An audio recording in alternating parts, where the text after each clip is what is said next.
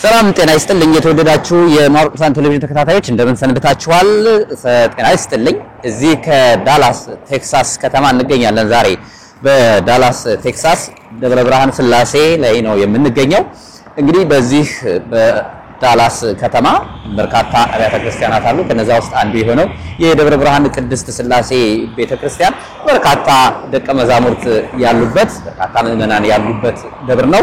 እንግዲህ ዛሬ የአራተኛዋን የእመቤታችንን የማህሌተ ጽጌ የምናሳልፈው በዚህ በዳላስ ደብረ ብርሃን ቅድስት ስላሴ ቤተክርስቲያን ነው። በዚህ ቤተክርስቲያን እጅግ የምንወዳቸው ታላቁ አባታችን የኔታ ሊቀ ጠበብት ተክሌ ሲራክ አሉ። ከሳቸው ጋር በተለይ ማህሌትን በተመለከተ እንዲሁም ደግሞ በአገልግሎት የወለዷቸውን ልጆቻቸውን በተመለከተ ቆይታ የምናደርግ ይሆናል። ስለሳቸው ብዙ ነገር ሰምተናል። ምዕመናን ወላጆች ብዙ ይሉላቸዋል። በተለይ ማህሌት በመጣ ቁጥር እሳቸው ስማቸው ይነሳል።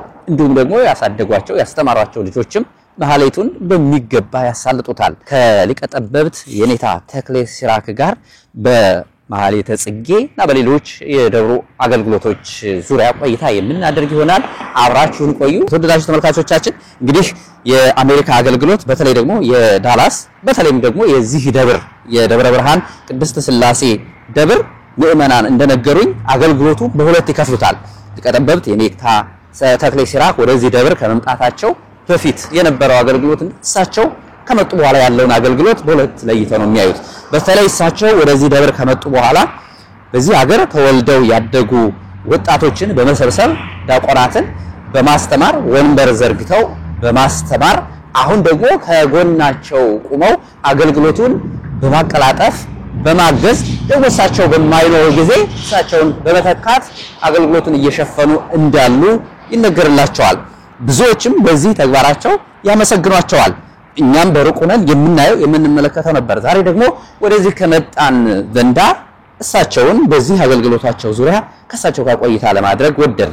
በተለይ በዚህ ደብር የሚሰጡት አገልግሎት በወጣቶቹ ላይ እየሰሩት ያሉት ተግባር እጅግ የተመሰገነ ነውና ለሌሎችም ደብሮች ተሞክሮ ይሆን ዘንድ ተሞክሯቸውን እንዲያካፍሉን ጠይቀናቸዋል እና ከእሳቸው ጋር ምንመለስ ይሆናል። አብራችሁን ቆዩ። መልካም ቆይታ ይሁንላችሁ። እሺ ይቀርብት እጅግ አድርጌ አመሰግናለሁ። እንግዲህ የጽጌ ማህሌት አራተኛውን ሳምንት ዛሬ እናንተ ጋር ነው ያደረው። በጣም ግሩ ነበረ፣ ደስ ይላል። እግዚአብሔር ይመስገን። እስኪ አጠቃላይ የእናንተ የሰሞነ ጽጌ የማህሌት አገልግሎት ምን እንደሚመስል ትንሽ እንገሩን እስቲ።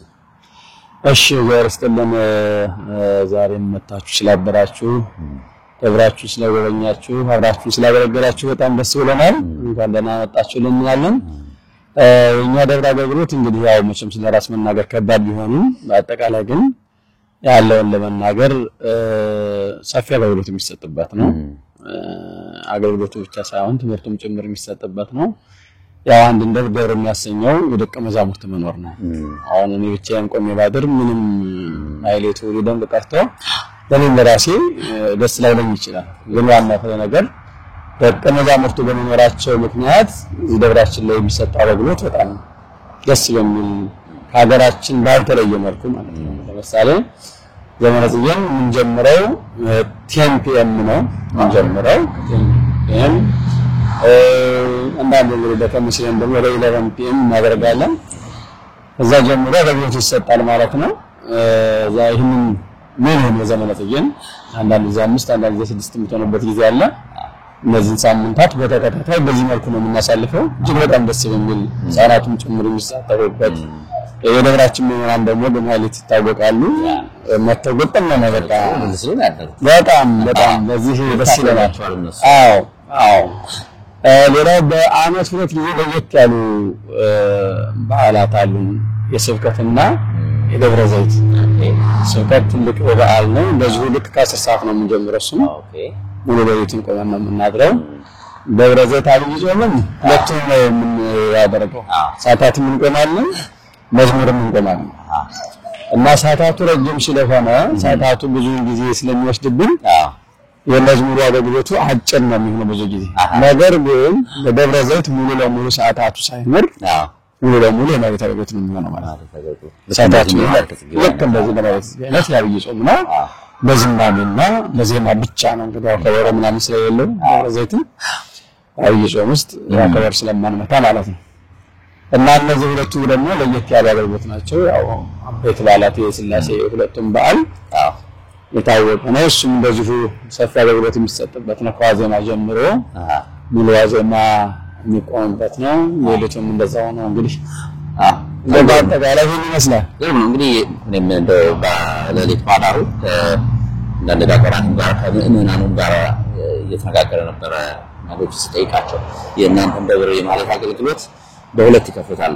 ከሊቀጠበብት በፊትና ሊቀጠበብት ከመጡ በኋላ ነው የሚሉኝና ሊቀጠበብት ከመጡ በኋላ ለተነዛምርቱም ብዛትም ጥራታቸውም ቃለ እግዚአብሔር አሰጣጣቸውም አገልግሎታቸውም ፍጹም ተለይቷል። አንዳንዶቹ ደብረ ሊባኖስ ይጠቅሳሉ፣ ገላሊበላን ይጠቅሳሉ። እንደዛ ነው የሚመስል ይላሉና እንዴት ነው የተሳካለው? ሊቀጠበብት ልጆችን በማፍራት ተተኪዎችን ተረካቢዎችን በማፍራት በኩል የሄዱበትን ርቀት ትንሽ ይገሩም እስኪ። በመሰረቱ ለመናገር እንደው መስዋዕትነት ይጠይቃል። ዝም ብሎ የሚመጣ ነገር አይደለም።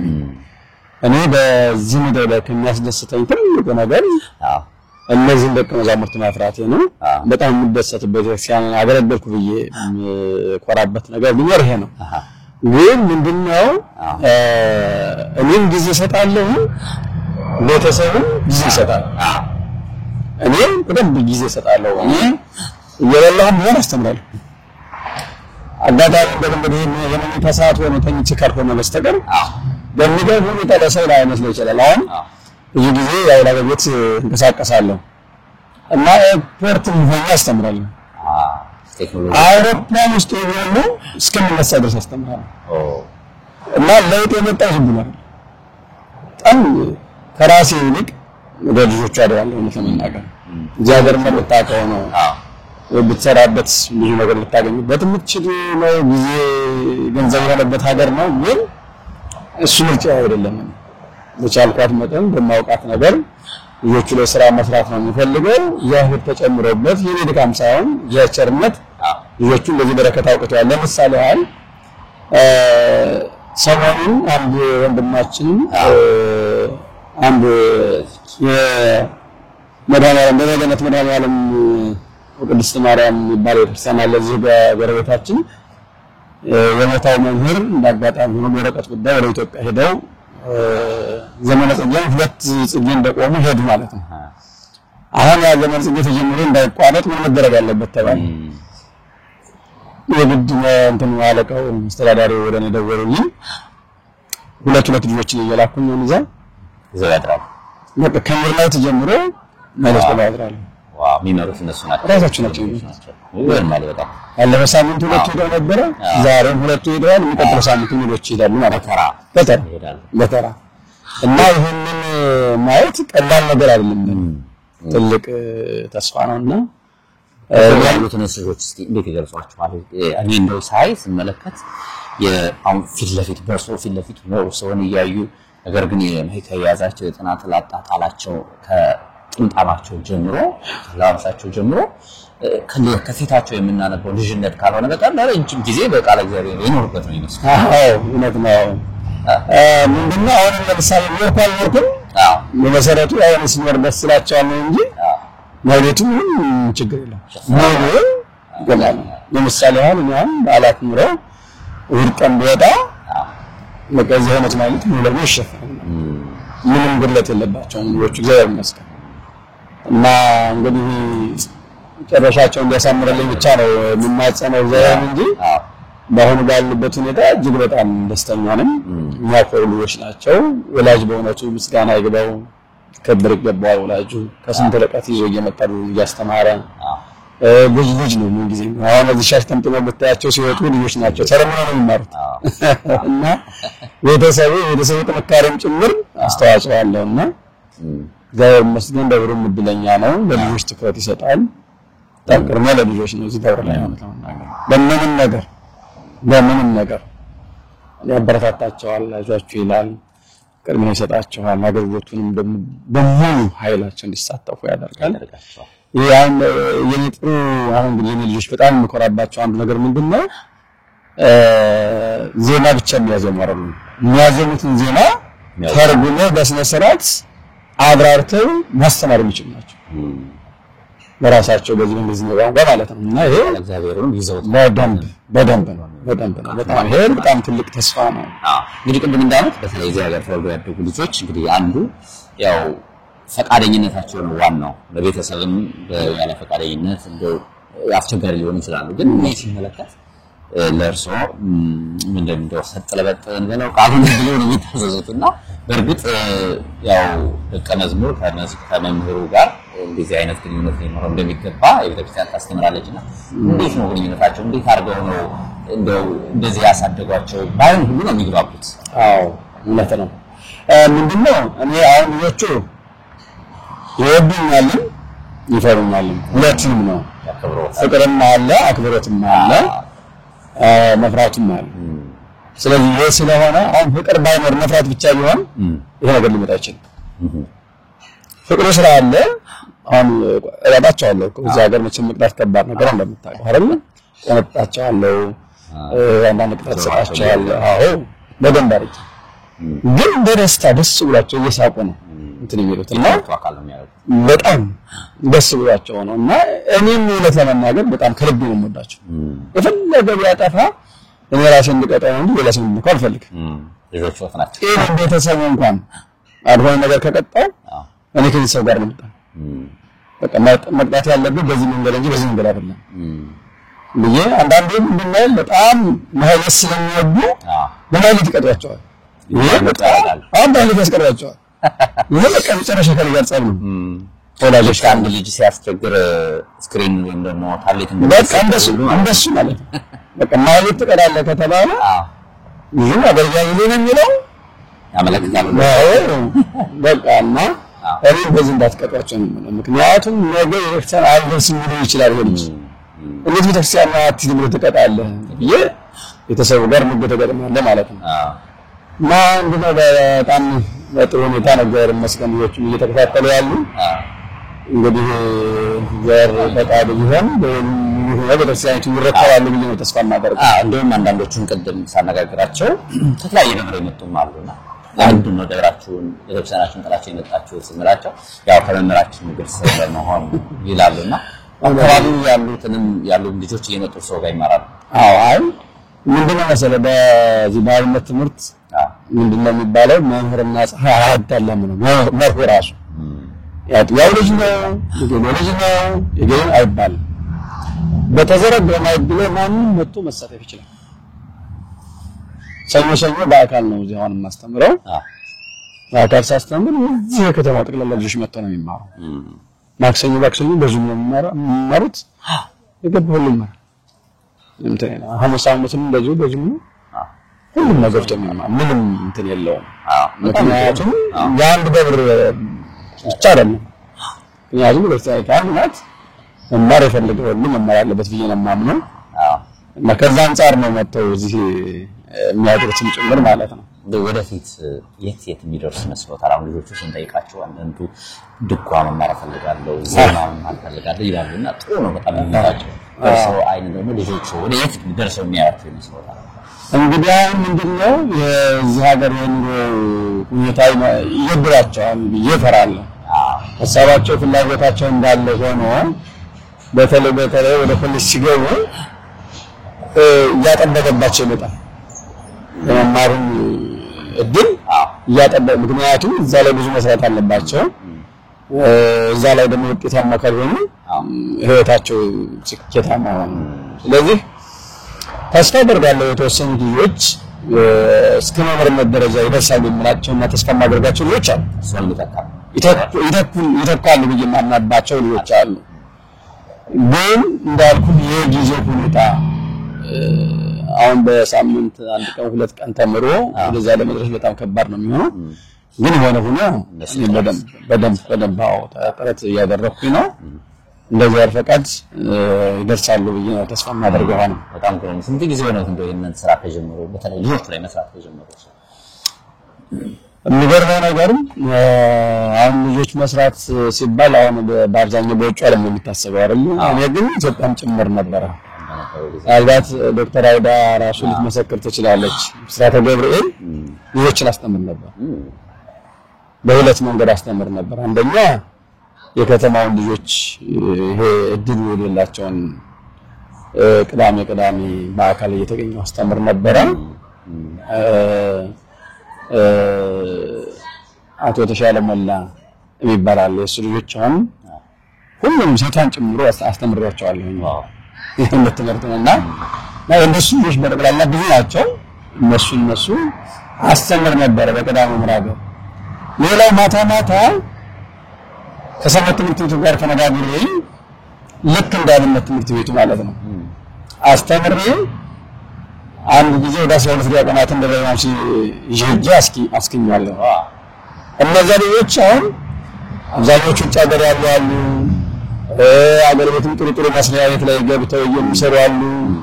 ቀጥለውበት ቀኝ ተቀኝተው ያን ትልቅ ደረጃ የደረሱ ልጆች አሉ እና ከዛ ጀምሮ ነው ይሄንን ልጆች ላይ የመስራት ፍላጎትም የነበረኝ ስሞክርም የነበረው ዘር መስገን እንደ በከፊልም ቢሆን ተሳክቶልኛል ብዬ ነው የማምነው። ከዛ ወደ ጀርመን ሲሄድ ያው ውጭ ሀገር ደግሞ እንደምታውቀው ልጆችን ማስተማር ትልቁ ስራ ነው። ጀርመንም በተቻለ መጠን የተወሰነ አድርጋለሁ። ምክንያቱም ጀርመን አገልግሎት የሚመች አይደለም። ከቦታ ጀምሮ ውድ ነው፣ አይገኝም። አብያተ ክርስቲያናት የራሳቸው ህንጻ ቤተክርስቲያን የላቸውም። ከዛ አንፃር ብዙ በሰፊ ማስተማር አይቻልም። ኦንላይንም በምን ተብሎ ተወሰኑ ልጆች ማውጣት ይችላል። እዚህ ሲመጣ ግን የተስማማው ነው የተመቸው ነው ኢትዮጵያ ሆነ ቦታውም አለ ልጆቹም ብዙ ናቸው። ለማስተማር ምድብ ሰፊ ነውና ይሄ በለጠ ጥሩ ሆነልኝ። እንግዲህ እንዳልኩህ ከሀገር ቤት ጀምሮ የተጀመረው የልጆች ማስተማር እዚህ እንግዲህ ዛሬ ሌሊት እንዳየኸው ልጆች ልጅ ከፍተኛው ማዕረግ ላይ የደረሰ ያለ ከፍተኛ ማዕረግም ጾመ ድጓሚ ማለት ናቸው። ጾመ ድጓሚ ማለት የማታና የቀን የተለያየ ነው። እንግዲህ ሁለቱንም መንገድ ነው የሚማሩት። በቀን የሚማሩት በመጽሐፍ ነው፣ በማታ የሚማሩት ደግሞ በቃል ነው።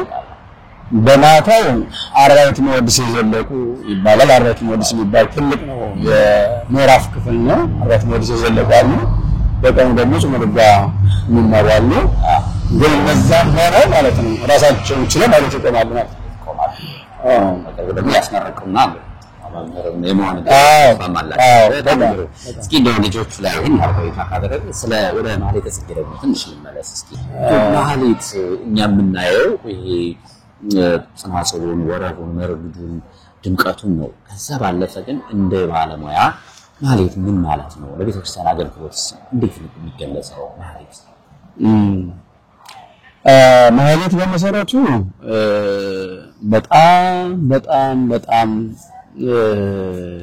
የተለየ አገልግሎት ነው ማለት ይቻላል። ተመናገር ሰው ማህሌታውን ከበሮ መድመቁ ምናምን እንደሚያየው ግን ደግሞ በውስጡ በስሎ ለተማረው ሰው ደግሞ ምስጢሩ አለ። አሁን እያንዳንዱ የምንጸለጽላት እያንዳንዱ የማህሌተ ጽጌው ምስጢር አለ። የዚሁ ከዛ ጋር ተስማሚ የሆነ ምስጢሩ አለ እና ያ ደግሞ ያው በጣም ጥልቅ የሆነ እንትን ይዘት ያለው ስለሆነ ያንን ያጣያረክ ነው የምትጸለጽለው። ነገራችን ላይ በጣም ብዙ ስራ ነው ማህሌት መቆም ማለት እንዳንዱ ነገር አይደለም። ውስጥህ ምስጢሩን ያሰላስላል። ዜማው ደግሞ እንዳይጠፋ ዜማውን ታስባለህ። እጅ ስራ የሚባላል ጸናጽል ወደታች ወደ ላይ የሚወርቅ ወደታች ከወደቀ ተበላሸ ማለት ነው። አንድ ከበሮ ራሱ እንዲህ ሲመቱ አንድ ተበላሸች ማለት ገደል ገባ ማለት ነው። እንደወደቀች ማለት ነው። በጣም በአጠቃላይ በጣም ትኩረት የሚሻ ሙሉ ኃይልህን ያካልህን ሰብስበህ አምራን ምንሃን ሰብስበህ ካልሆነ በስተቀር መሄድ አይችልም። ጸናጽል መሰበር የሚባል ነገር አለ ነገራችን ላይ። አሁን ወርቁ ካልተሰበረ ተሰበረ ቢሆን ማለት ወደ ላይ የሚሆነው ወደ ታች ወርድ ማለት ተሰበረ ማለት ነው። ተሰበረ ማለት ስለዚህ ያክል ከባድነት አለ።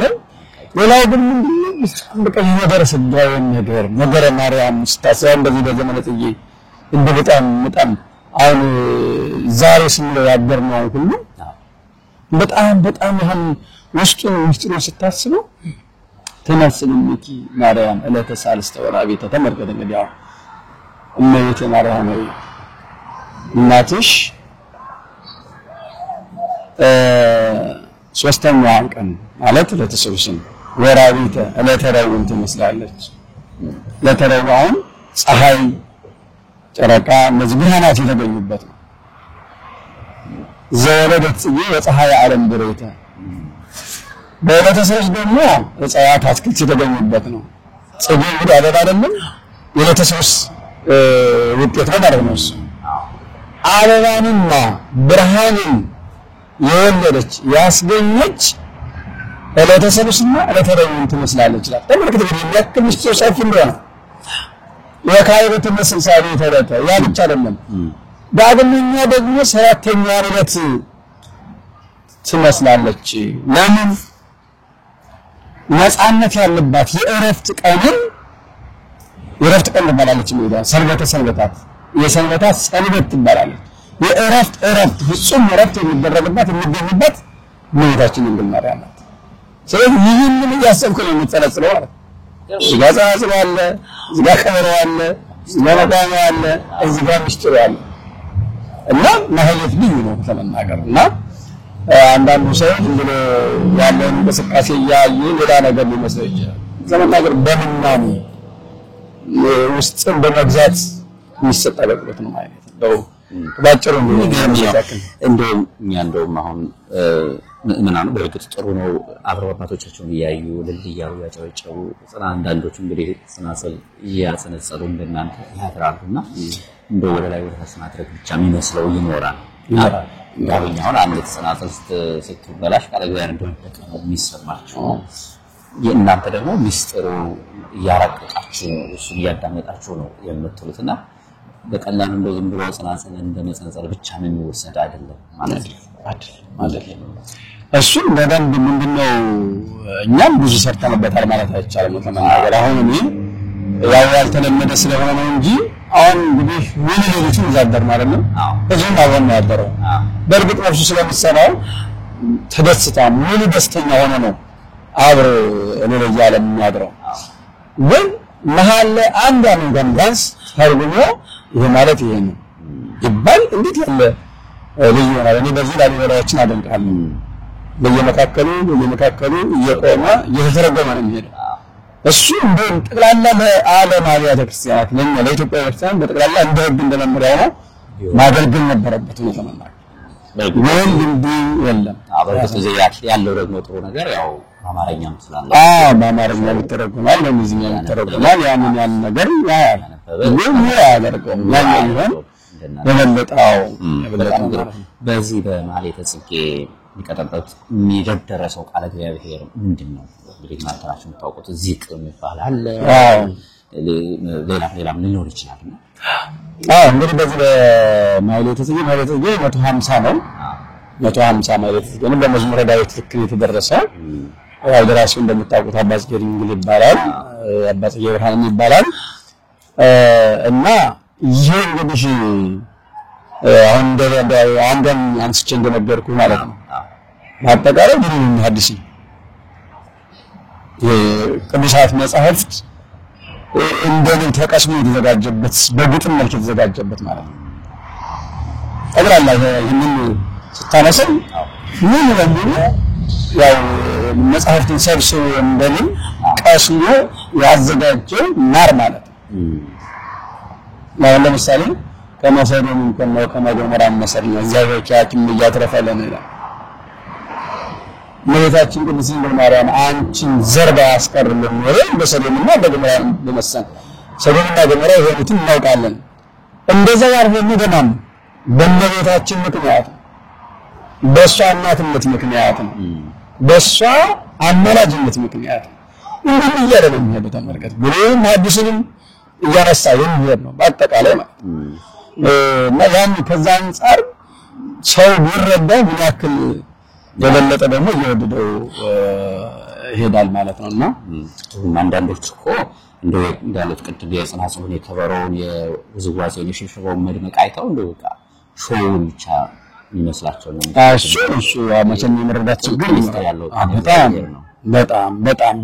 በጣም የበለጸገ በጣም የተለየ በጣም እንግዲህ ያው ለዛ አይነት ድርሰት መነሻው ቅዱስ ያሬድ ነው። የአባታቸውን የቅዱስ ያሬድ መንገድ ተከትለው ነው ከዛ በላይ የተነሱ ቅዱሳን ድርሰታቸውን የደረሱት። ስለዚህ የቅዱስ ያሬድ ድርሰት ጠንካራ ነው፣ በምስጢር የበለጸገ ነው። ስለዚህ የቅዱስ ያሬድ ደቀ መዛሙርትና አባ ጊዮርጊስ እና አባ ጊዮርጊስ ግን በዚህ አባ ጊዮርጊስ አባ ጊዮርጊስ ደቀ መዝሙር እንደማለት ነው። ስለዚህ ሲያዝ የመጣ ስለሆነ ድርሰታቸው አሁን ራሱ አንዳንድ ድርሰት ስታዩ መቼም እንደው ጠንከር ያለ ድርሰት ታገኛለህ። ይሄ ማለት ግን በጣም ጠንካራ በምስጢር የበለጸገ ብሉያት ሐዲሳትን ሁሉ የያዘ ነውና በጣም ልዩ ድርሰት ነው ማለት ነው። በጣም የሚገርመው ይሄ ለምሳሌ እናንተ ስትጀምሩ ማለት ጽጌል ሰዓት የሚጀምሩበት አለ። ከዛ በጣም ረጅም ነው እስከ ጠዋት ኪዳን እስከሚደርስ ድረስ የተለያዩ ክፍሎች አሉት። ወራብ የምትሉት አለ፣ በድምጽ የምትሉት አለ፣ በዝማሬ በመዝሙር ምን ነገር አለና እንደው በትንሹ ከዚህ ጀምረን እዚህ እንጨርሳለን ብለው ቢያስረዱኝ። ያው እንግዲህ ምንድነው በዚህ በዘመነ ጽጌ በቤተክርስቲያናችን አገልግሎት በጊዜ አስርቆት አይቀርም። የሌሊቱን መዓልቱን አውጥተህ ነው ጸሎት የምትጀምረው። ከዛ በኋላ ስብሐት ተብሎ ስምዐን ጸሎቴ የሚለው የመዝሙረ ዳዊት መነሻ ሁልጊዜ የማይለት መነሻ ነው።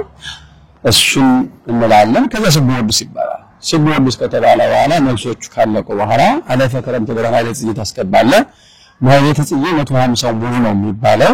ከዛም ደግሞ ከቻልክም ሰቆቃውን እንጭንም ድምድም ትጨምራለህ ማለት ነው። እና ለእለቱ ይሰራል። አሁን ዛሬ ለዛሬ እሁድ ይሄንን በል ብሎ መምሪያ ይሰጣል። ራሱን የቻለ የሰባት ዓመት በየሰባት ዓመቱ እየተመላለሰ የሚመጣ ነው የሚባለው። እና በየዓመቱ የማይቀሩ አሉ። ለአንደኛው ጽጌ የማይቀር አለ፣ ለሁለተኛው ጽጌ የማይቀር አለ፣ ለሶስተኛው ጽጌ የማይቀር አለ፣ ለአራተኛው ጽጌ የማይቀር አለ፣ ለአምስተኛው ጽጌ በየሳምንቱ ሰው በየዓመቱ የሚደጋገም በየሳምንቱ የሚደጋገሙት የታቀፍየና ከወጅራው እነሱ ወጡ አይቀርም። ሌሎች ይለያያሉ። በዓልን ተመልክቶ ነው አንዳንዱ የሚመጣው። ልክ እንዳልኩህ በየዓመቱ የማይቀሩ ከታቀፍየና ከገበጀሩ ተጨማሪ አሉ። ግን የዕለታውን ዛሬ ምንድነው ቅዱስ ጊዮርጊስ ነው፣ ሌሎችም ቅዱሳን አሉ። እነሱን ብቻ የሚመለከት የሚሰራ ማለት ይችላል። እሱ ከነዚሁ በደንብ አድርጎ ለምሳሌ ዛሬውን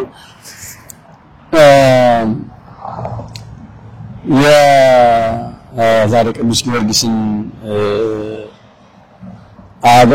አምስተኛው ጽጌ ሲሆን የሚባል ነው። ግን ዛሬ ከቅዱስ ጊዮርጊስ ጋር ተገናኝቶ ዘኒ ስብሐተ ወዘኒ ማህሌተ ተአምረች ጸጋው ፈረሊታ እያለ ምስለ ሐጻዊ ያልባ ሲሆን በደመደጉ ድርገታ በበጉ ደም ሰውነታቸውን ያጠቡ ይላቸዋል። የቅዱስ ጊዮርጊስን ለማግኘት ነው። ምክንያቱም በበጉ ደም ማለት ስለ አምላካቸው ስለ ፈጣሪያቸው ስሙን እያነሱ በሱ ስም እየመሰከሩ በደም ታጥበው ራሳቸውን ለሞት አሳልፈው የሰጡ ቅዱሳን ሰማዕታት ጻድቃን የሚታሰቡበት ስለሆነ እንዲህ አይነቱን ዕለቱን የሚመለከት ይሆናል ማለት ነው። አንድ እንዲህ አይነት አለበት። ይሄ ከተባለ በኋላ ማለት ይጀሳል ዘቆጣው ድንግል ከደረሰ ከሰዓት አንፃር ይባላል። ካልደረሰ ቀጥታው ወደ መዝሙር ነው። የየሳምንቱ መዝሙር ስለማይታገል ማለት ነው። መዝሙር ይባላል። መዝሙር ከተባለ በኋላ ቀጥታ ወደ የቅዳሴ ሰዓት ይሆናል ማለት ነው። ረጅም ነው እንግዲህ አንድ አጭር ምስል እናገረው እንግዲህ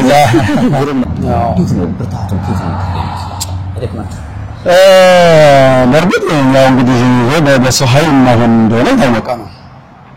ኃይለ እግዚአብሔር ነው። እኔ ለምሳሌ ብዙ ጊዜ ለአገልግሎትም ቅዳሜ ሄጄ ሌላ ስቴትስ አገልግዬ እመጣለሁና ዛሬ አሁን እንዴት አድርጌ ነው የማድረው ብዬ ውስጥ ይፈራል። ግን የሚገርመው ነገር እዚህ ጋር ብቻ ከቆምኩ በኋላ የለም በቃ ያ ደግሞ የተዘጋው ይደከመኝ ብርክብርክ ያለው ነገር ይጠፋል። በቃ የራሱ ጸጋ ስላለው እግዚአብሔር ኃይል ነው እንጂ ሌላ በሰው ኃይል ቢሆን አይደለም። እንደምታውቀው ይሄንን ያክል ሰዓት ቆመህ እንኳን ሳትገነጭ በሰው ኃይል በሰው አስተሳሰብ አይሆንም።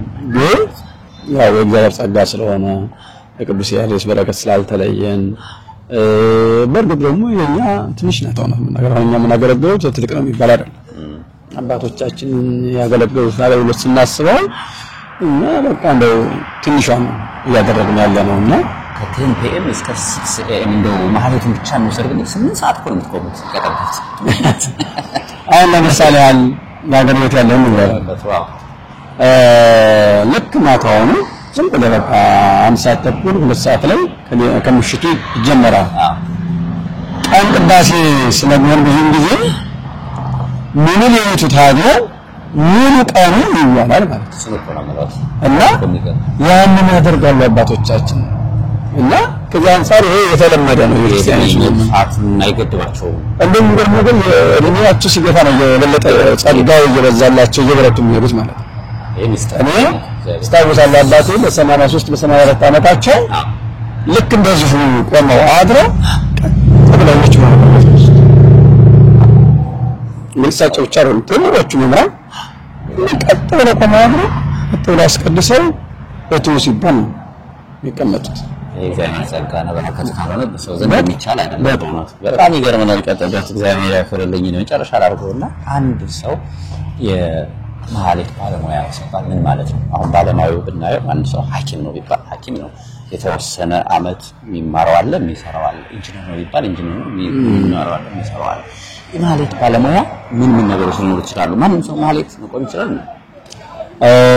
ማንም ሰው ማለት መቆም አይችልም አሁን በተናገርከው የተለያየ ዲፓርትመንት አለ እኛም ትምህርት ማለት ነው ማህሌት ለማቆም አንድ ሰው ቢያንስ አቋቋም የሚባለውን ትምህርት ማወቅ መቻል አለበት ዜማ ለራሱ ያክል ማወቅ አለበት ቅኔ ለራሱ ያክል ማወቅ አለበት አቋቋም ግን በደንብ አድርጎ አሁን ይሄ ሙሉ ያየኸው አገልግሎት የአቋቋም የሚባለው ትምህርት ክፍል ነው ስለዚህ ያንን ማግባቡ ወንበር ዘርግቶ በስንት መማር አለበት ማለት ነው ያንን ያጠናቀቀ ሰው ነው ማህሌት መቆም የሚችለው በአጠቃላይ በጥንቱ አባባል መርጌታ ይባላል ያብነት መምህር ይባላል መምህር ይባላል ደብተራ ይባላል ነገራችን ላይ አሁን ደብተራ እንደምን ሌላ ስም እየተጠቀመበት ነው እንጂ ደብተራ ማለት እኮ ሙያ ያለው ዕውቀት ያለው ብዙ አይነት ሙያ ያለው ማለት ነው ያቆርም ነው ቄስም ነው መምህርም ነው ማለት ነው እና ያንን ሙያ ያለው ሰው ነው ማህሌት መቆም የሚችለው ዝም ብሎ ሁሉም መቆም ሲባል ምንድነው መምራት ራሱን ችሎ መርቶ ማህሌቱን ማሳደር የሚችል ሰው ለማለት ነው እንጂ ያንነት የሚያቀርብ እንደሱ እንጂ አወቆም የሚያድረው ሁሉ ማህሌት ይቆማል ማለት ነው አጋዥ ነው ያኛው ዋናው ግን መሪ ይሄንን ማወቅ አለበት ረጅም ጊዜ የሚወስድ ነው እንደ በእናንተ ብንወስደው PhD የምትሉት ሊሆን ይችላል እንደዛ ማለት ይችላልና ረጅም ጊዜ ነው የሚወስደው አገልግሎት እንትን ትምህርት ማለት ነው በጣም ግሩም ማህሌተ ጽጌ ስትመጣ ምን ይሰማዎታል በናፍቆት ነው በጣም ናፍቆኝ ነው በጣም አብይ ጾምና ዘመነ ጽጌም በጣም በልዩ ነው በናፍቆት ነው መጠበቃቸው ያ አብይ ጾም እንዳልኩ እዚህ በሰፊው ባንሄድበትም የተወሰነ እንሞክራለን ዘመነ ጽጌ ግን እንዲሁ በሰፊው በደንብ አብዮት የምንሰጥበት ጊዜ ነው በናፍቆት የምንጠብቀው ዘመን ነው እግዚአብሔር ይመስገን እንግዲህ ያገለገልን ያለን መልካም በጣም አመሰግናለሁ ሊቀጠበት እኛም እንግዲህ አጋጣሚ ወደ ዳላስ ብለን ዛሬ ከእናንተ ጋር ነው ያደረግነው በጣም ደስ ነበረ ራቆናቱ ሰዓታቸው የእናንተን ድምቀቱ የምእመኑን በልልታ የጭብጨባና ተባራው ማድረግ በጣም ነው ያስደነቀን ደብሩን ይባርክልን ከዚህ ያሳድግልን ደግሞ መቀጠላነት እንድናየው እንገናኝ ፈቃድ ይሆንልን እንደ ካላስቸገርኳችሁ ለስብከት ተመልሳችሁ ትመጡና የስብከት አገልግሎት የስብከት ማለት ደግሞ ምን ይመስላል የሚለው ተለየ እንደዚህ አይታችሁ እንትብትሉ ጥሩ ነው በጣም ጥሩ ምክንያቱም ያው እንግዲህ እናንተ ዋናው ዓላማችሁ የክርስቲያኖችን አገልግሎት ለህዝብ ማድረስ ነው ማሳየት ነው ጥቅሙ የጎላ እንደሆነ ማሳወቅ ነውና አንፃር ምን ለሰብከቱም በድጋሚ ያያችኋለሁ ያደርሳሉ ያስተርጉም ስለመጣችሁ በጣም እናመሰግናለን ይህንንም ትምህርቱንም ዕውቀቱንም አገልግሎቱንም ለህዝብ ለማድረስ የሰራችሁት ትልቅ ስራ ነው እንግዲህ እግዚአብሔር ድካማችሁ ለበረከት ያደርግላችሁ ያስተምር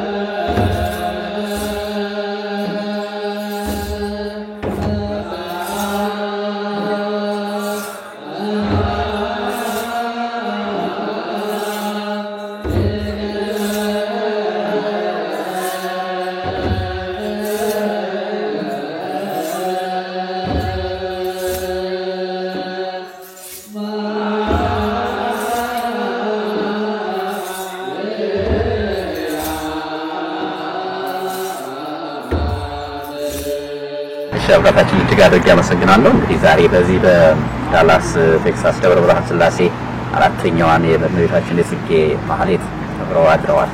እንዴት አገኙት የዚህ ደብር ማህሌት አገልግሎት? ዛሬስትልኝ ፍዳወቅ ዛሬ ይህንን ሀሳብ እንድሰጥ ስለፈቀዳችሁኝ እጅግ አድርጌ አመሰግናለሁ። አሁን እዚህ እንግዲህ እኔ ያው ከመጣሁ ወደዚህ ሰሜን አሜሪካ ወደ 16-17 ዓመት አካባቢ የሆነኝ ነው። እንግዲህ ከመጣሁበት ጊዜ ጀምሮ ያለውን አገልግሎት ስመለከት ከጊዜ ወደ ጊዜ አንደኛ የሰው ቁጥሩን የኛ ፖፑሌሽን እየጨመረ እንዲሁም ደግሞ የአገልግሎት አድማሱም እየሰፋ የሄደበት ሁኔታ ነው ያለው። ቀደም ሲል በነበሩት ጊዜ አይደለም ማህሌት መቆም ቅዳሴ ለመቀደስ እንኳን የአገልጋይ እጥረት የነበረበት ሁኔታ ነው ያለው። አሁን ደግሞ ከቅርብ ጊዜ ወዲህ ለእግዚአብሔር የኢትዮጵያ ኦርቶዶክስ ተዋሕዶ ቤተክርስቲያንን በውጭ ዓለም ሊያስፋፋ ያሰበ የሚመስሉ ምልክቶች እየታዩ ያለበት ሁኔታ ነው ያለው። በተለይ ደግሞ እዚህ ተወልደው ያደጉ ያሉ ልጆቻችን በልዩ ሁኔታ በልዩ ፍቅር የቅዱስ ያሬድን ዜማ ሲያጠኑ የቤተክርስቲያንን ካልቸር ባህል ትውፊት ስርዓት ጠብቀው ለመጓዝ ሲሞክሩ መመልከት እጅግ በጣም የሚያኮራ ነገር ነው። ሊቃውንቱ ወደዚህ ሀገር መምጣታቸው ረጅም ጊዜ ወስዶ ለመማር በእግር ተጉዞ ተለምኖ የሚገበየውን ትምህርት ዘመኑ ባፈራው ቴክኖሎጂንም በመጠቀም እዚህ ያሉ ልጆቻችን በቀላሉ እያጠኑ በፍቅር እንደ በምን ልግለጠው በቃ ፋሽን ሆኗል። አሁን የነሱ ፋሽን ሌላ አልሆነም። ይሄንን እንደ ፋሽን ይዘውት እየተማሩ አገልግሎት ውስጥ ጀመር እንደሚናፍቁት እንግዲህ ማህሌቱ አገልግሎት ዛሬ እንዳያችሁት 15 ሰዓት ነው በኢትዮጵያ አቆጣጠር 5 ሰዓት ነው የተጀመረው። ሻሻቸውን ጠምጥመው አስቀድመው እዚህ ከደብሩ መምህር የዕለቱን የአገልግሎት የሚያስፈልጋቸውን ነገር ቀጽለው ያንን አብረው ለማለት በጉጉት እንቅልፋቸውን ትተው ሻሻቸውን አድርገው መተው ነው እንግዲህ ሲሳተፉ ያደሩትና እንግዲህ እንደ አንድ አገልጋይ እንደ አንድ የኢትዮጵያ ኦርቶዶክስ ተዋሕዶ ቤተክርስቲያን አገልጋይ ይህንን ከማየት የበለጠ ምን ደስታ አለ? በቃ ቤተክርስቲያን ትቀጥላለች፣ እውነትም ትቀጥላለች። አሁን እዚህ ተስፋ አለን። ከሁሉም በላይ ደግሞ የሚያስደስተው እነዚህ ልጆች እንደኛ አይደሉም። ወይም ደግሞ እንግዲህ ቀደም ሲል እዚህ የመጣው ማህበረሰብ ላንጉጅ ባሪየርም አለ ማለት የሀገሩን ቋንቋ ተጠቅሞ የሀገሩን ሰዎች ለማስተማር የሚያስችል በቂ የሆነ ዝግጅት አልነበረም ማለት ይቻላል። እነዚህ ልጆች ቋንቋቸው ነው፣ ቤተክርስቲያናቸውን ደግሞ በዚህ ልክ እያወቁ ነው። ስለዚህ ቤተክርስቲያንን ለሌላው ለማስተዋወቅ ለሀገሩ ዜጋ ለማስተላለፍ ጥሩ እድል የመገናኘት እድል ያላቸው በትምህርት ቤት ይገናኛሉ፣ በስራ ይገናኛሉ፣ በማንኛውም መንገድ ይገናኛሉ። የሚገድባቸው ለማስረዳት የሚገድባቸው ነገር የለምና ይሄንን ሳስብ እንግዲህ ትልቅ ደስታ ነው የሚሰማኝ። ፍዳወቅ በጣም አመሰግናለሁ አባታችን። እንደምናልባት በየስቴቱ ይዞራሉ አገልግሎቱና እንደዚህ አይነት ትምህርቶች አሉ እዚህ ዳላስ ላይ ደግሞ በጣም ደስ የሚል ሁኔታ ነውና ምናልባት እዚህ ያዩት በሌሎች አካባቢዎችም ቢያዩ ብለው ይመኛሉ እንደው ባየው ይመኛሉ እንዴት ነው በሌላ አካባቢ ያለው ሁኔታስ ትክክል ነው እንግዲህ ቤተክርስቲያን ልጆች የሌሏት ቤተክርስቲያን ነገ አትኖርም እዚህ እየታየ ያለው አንደኛ አብያተ ክርስቲያናቱ ለሊቃውንቱ ቦታ በመስጠት እንዲያስተምሩ እድሉን ማመቻቸት ሁኔታዎችን ማስተካከል እንደሚያስፈልግ ለመግለጽ ፈልጋለሁ አገልግሎቱን እየወደድን እንዲቀጥል የሚያደርጉ ምቹ ሁኔታዎችን ካላደረግን አስቸጋሪ ነው የሚሆነውና ይሄ መንፈሳዊ ቅናት ሊያሳድር ይገባዋል ዳላስ ላይ እንዳየነው እዚህ ደብረ ብርሃን ስላሴ ነው እንግዲህ አሁን የምንገኘው እዚህ ቦታ ላይ የቦታው መምህር ሊቀጠበብት ተክሌ ልጆቹን በሳቸው ልክ ለመቅረጽ ትልቅ ጥረት እንዳደረጉ ለማየት ይችላል ያ ደግሞ እነዚህ ልጆች እንደ ሀገር ቤት ግን በተመቻቸ ምቹ በሆነ ቦታ ላይ ጉባኤ ዘርግተው ይማራሉና ሌሎች አድባራት በሌላ ስቴት ያሉ እንዲህ አይነት አገልግሎት እንዲኖር ሊቃውንቱን ቦታ ይስጡ ለሊቃውንቱ ቦታ ሰጥተው እንዲያስተምሩ ያመቻቹላቸው ልጆቻቸውን ደግሞ ቤተሰብ እንቅልፍ የሚጎዱ ትምህርት የሚጎዱ ወይም ደግሞ ሌላ የሚቀርባቸው መስሎ እንዳይሰማቸው ይተቀሙበታል እንጂ አይጎዱም በስጋም በነፍስም የሚጠቀሙበት ሌላ ነገር እንዳይለምዱ ወደ መጥፎ መንገድ እንዳይጓዙ ለቤተ ክርስቲያን ታማኝ ለቤተሰብ ታማኝ ለሀገር ታማኝ አገልጋይ ሆነው ልጆቻቸው እንዲያድጉላቸው ከፈለጉ ቀረብ አድርገው ሊቃውንቱ እግር ስር ቁጭ ብለው እንዲማሩ ያድርጓቸው ድካም ይኖራል ትምህርት ቤት እንቅልፋተን እንደምናደርስ ልጆቻችን የተለያዩ አክቲቪቲዎችን ልጆቻችንን እየወሰድን እንደምናሳትፍ ጊዜ ሰተን ለዚህኛው ጊዜ ሰተን ብናሳትፍ ልጆቻችን ነገ ያመሰግኑናል ቤተክርስቲያንም እንድትቀጥል እናደርጋለን እኛም በዛ እንኮራለንና ወላጆች ይሄንን ቢሰሩ አብያተ ክርስቲያናት ሊቃውንቱን በየቦታው እያንዳንዱ አጥቢያ አንዳንድ መምህር ሊኖረው ያስፈልጋል ቢያንስ አንዳንድ መምህር ሊኖረው ያስፈልጋል እሱም ይሆን ከሆነ አገልግሎቱ እየተጠናከረ ይሄዳልና እኔ ከዚህ ከሌላው ቢማር ብዬ የማስበው ይሄንን ቢያደርግ የሚል ነው በጣም አመሰግናለሁ አባታችን እግዚአብሔር ያክብርልኝ ጋር ዘይስተልኝ